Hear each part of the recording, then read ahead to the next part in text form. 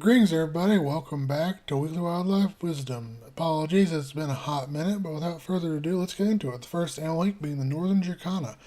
Also known as the American jacana, or the Jesus bird, is a species of wading bird in the family Jacanidae, which is native throughout Panama, Belize, Guatemala, Honduras, El Salvador, Costa Rica, Nicaragua, Jamaica, Cuba, Haiti, the Dominican Republic, Mexico, Arizona, Florida, and Texas.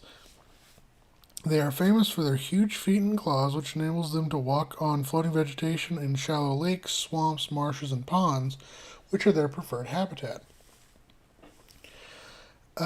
Here they feed upon insects, snails, worms, crustaceans, small fish, mollusks, and seeds.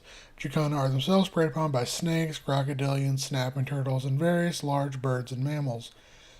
Both sexes of the northern jacana average around 8 inches or 240 millimeters in length with a 20-inch or 508 millimeter wingspan. However, females are nearly twice as heavy at around 5 to 6 ounces or 140 to 170 grams in weight compared to males at 3 to 4 ounces or 85 to 113 grams. The northern jacana has a dark brown body with a black head and neck. The bill has a white base with yellow patches, and its forehead has a yellow wattle. The legs and feet are greenish gray, and when a jacana is in flight, its yellowish-greenish primary and secondary feathers are visible. Also visible is the yellow bony spurs on the leading edges of the wings, which they can use to defend themselves and their young. Particularly unusual amongst birds, this species sports a polyandrous society in which female jacana maintain harems of males. Said female jacana compete with each other through elaborate calls, displays, and acts of physical, often aerial aggression. The winner of these fights gets to maintain a territory where she will pair bond and mate with 1 to 4 males. Breeding occurs in the rainy season, during which time males construct floating nests out of whatever plant material they can find. Here the female will lay a clutch of 4 brown eggs with black markings. The eggs are then incubated by the males for 28 days, and after hatching they are cared for by all parents, fledging around 8 weeks of age and become fully independent after a year. Next up is the fishing cat, or Priononaurus viverans, or viverinus, is a species of mid-sized wildcat native to Southeast Asia, where it can be found throughout the countries of Nepal, Pakistan, India, Myanmar, Thailand, Bangladesh, Cambodia, and the island of Java. Here they inhabit wetlands, marshes, swamps, lakesides, tidal deltas, and mangrove forest. They are a solitary, nocturnal, and semi-aquatic creature capable of swimming considerable distances even underwater. They are also capable climbers that typically sleep in trees or in other vegetation up off the ground. As its name suggests, the fishing cat's primary main source of prey is fish, which can comprise up to 2/3 of the animal's diet. Fishing cats are also known to feed upon crustaceans, insects, mollusks, small mammals, birds, snakes, lizards, and amphibians, as well as carrion. Reach around 30 to 43 inches or 77 to 108 centimeters in length, and weighing around 10 to 35 pounds or 5 to 17 kilograms in weight. The fishing cat is the largest cat in the Priononaurus genus and is about twice the size of a domestic cat. It sports a stocky and muscular body with short legs, big webbed feet, short rounded ears, and large and completely sheathed claws. The coat is deep yellowish gray in color with black lines and spots. 2 stripes are on the cheeks and 2 above the eyes running to the neck with broken lines on the forehead. It has 2 rows of spots all around the throat, and as an aquatic adaptation, the fur is layered. A short, dense layer provides a water barrier and thermal insulation, while another layer of protruding long guard hairs provides its pattern and glossy sheen. The mating season occurs from January to February, and after a 63 to 70 day pregnancy, mothers give birth to litters of around 2 to 3 kittens. The young are weaned by 6 months, but stay with their mother until 10 months old. Under ideal conditions, a fishing cat will reach 6 months around 15 to 18 months of age and may live upwards of 10 years. Next up is the blue catfish, also known scientifically as Ictalurus furcatus. is a large species of North American catfish, which is native to the Mississippi River drainage, including the Missouri, Ohio, Tennessee, and Arkansas rivers, as well as the Des Moines River in south central Iowa, the Rio Grande, and along the southern Gulf Coast to Belize and Guatemala. These fish have also been introduced to a number of reservoirs, lakes, and rivers, and are now found throughout much of North America due to their hardiness, ability to tolerate a wide range of climate, as well as being able to handle brackish, low oxygenated, and polluted waters.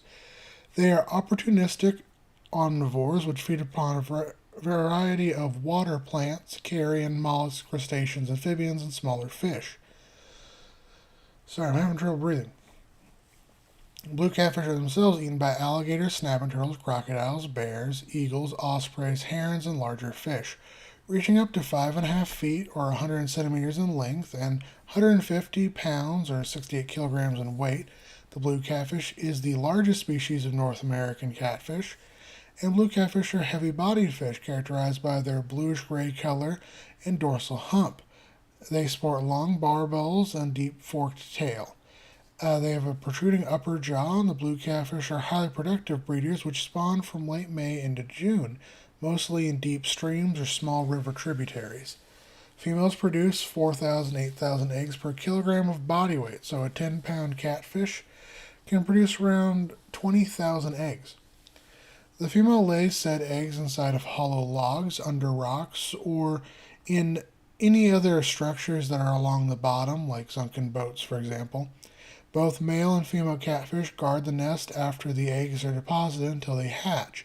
Under ideal conditions, a blue catfish will reach sexual maturity around 24 inches in length and may live up to 40 years. Next up is the Arabian oryx, also known as the white oryx. It is a medium-sized antelope in the family Bovidae, which once historically roamed throughout much of the Middle East, but due to hunting and habitat loss became extinct in the wild in 1972.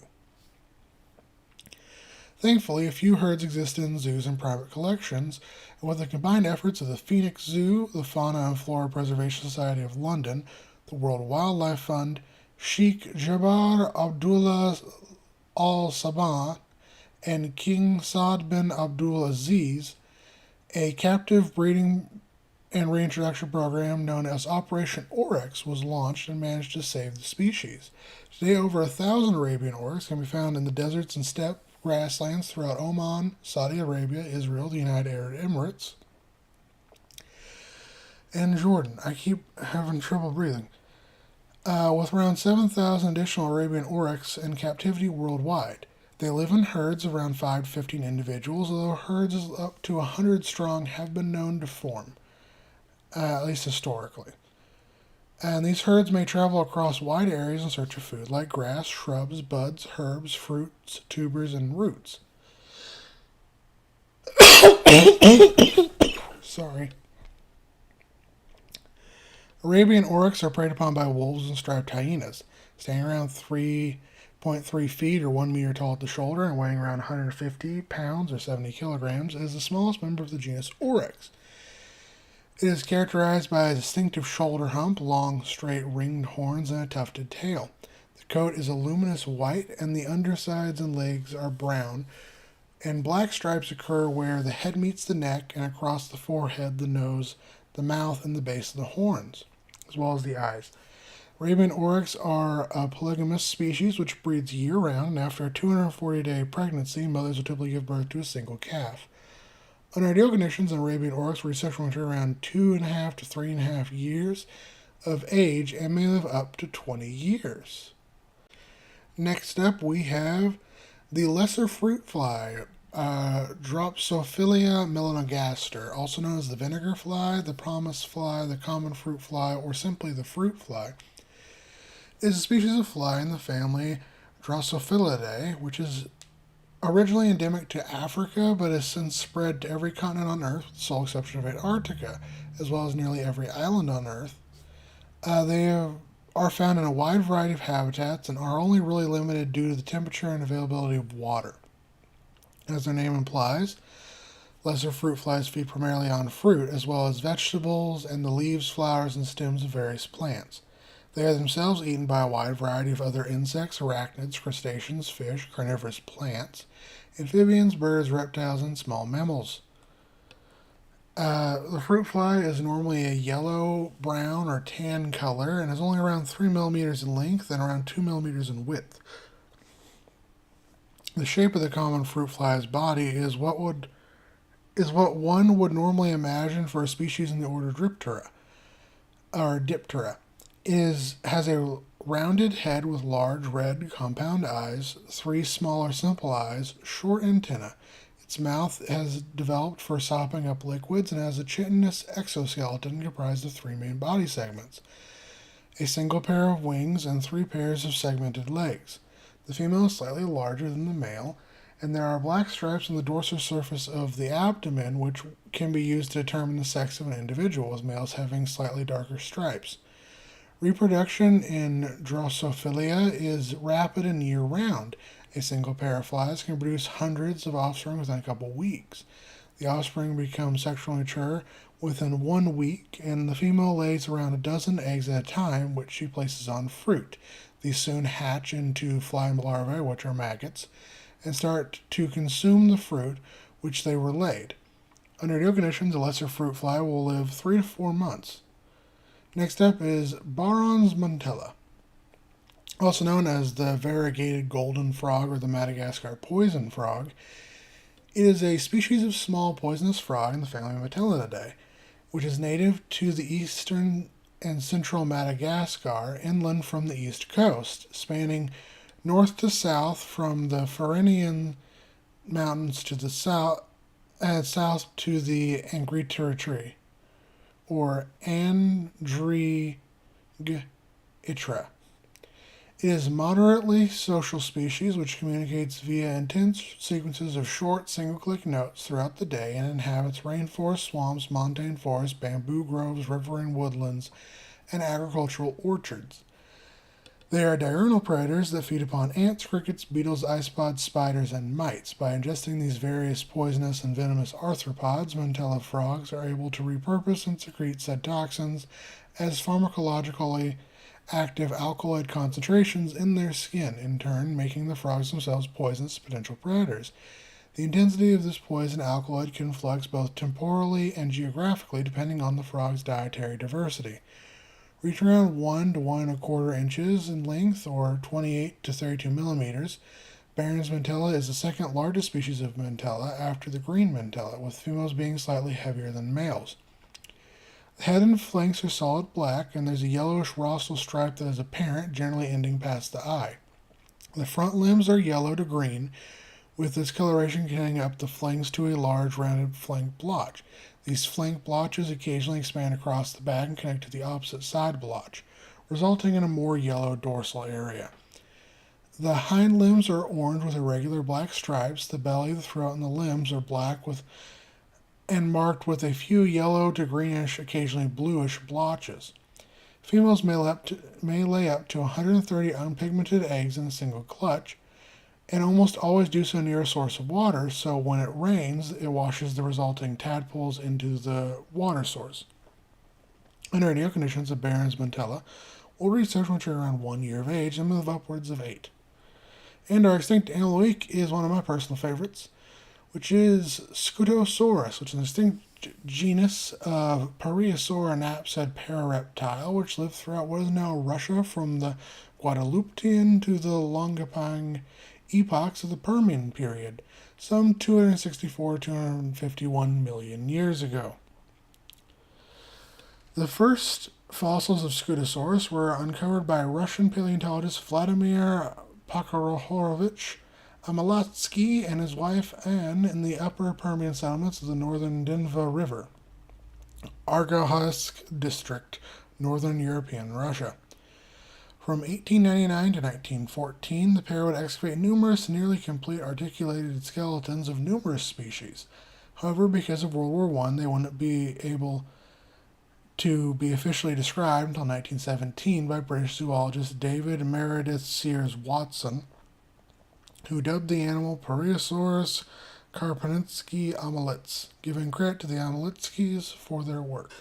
In 1930, Soviet paleontologist Alexandra Polonova on Hartmann-Wingberg found the prehistoric material of the northern Denva to represent only one species, and thus that this species was distinct enough from other prehistories to justify placing it in a new genus, which she dubbed Scutosaurus, with the genus name of Karpinsky. Since then, numerous additional remains, including 6 fairly complete skeletons, have been recovered, making Scutosaurus the most completely known plesiosaur. Reaching some 8 to 10 feet in length, or 2.5 to 3 meters in length, and weighing around 1,700 to 2,600 pounds, or 770 to 1,180 kilograms in weight, Scutosaurus were amongst the largest land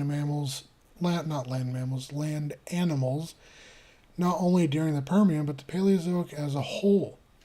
Like other prehistories, it sported a short, stout body and a short tail. Unlike other prehistories, Scutosaurus' leg orientation was more so that they were held under the body as opposed to out to the side. This gave it a much taller stance and more freedom of movement.